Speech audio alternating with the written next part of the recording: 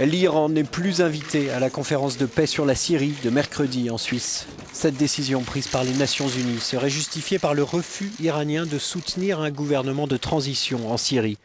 Martin Nezirski, le porte-parole de Ban Ki-moon à New York. Le secrétaire général est profondément déçu par les déclarations publiques de l'Iran aujourd'hui qui ne sont pas du tout en accord avec les engagements pris.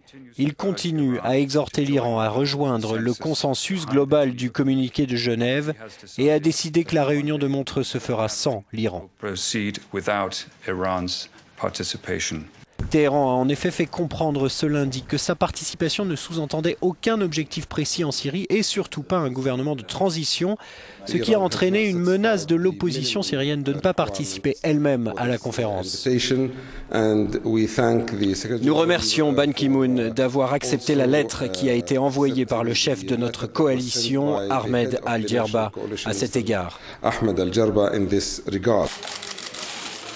Échec diplomatique sérieux donc, puisque sans l'Iran, la conférence de Montreux puis Genève risque aux yeux de beaucoup de manquer de légitimité. C'est ce que pense cet analyste. La crise syrienne ne peut pas se régler sans la participation de tous les joueurs. Et l'Iran est l'un des joueurs principaux dans cette crise, qu'on le veuille ou non. C'est un fait.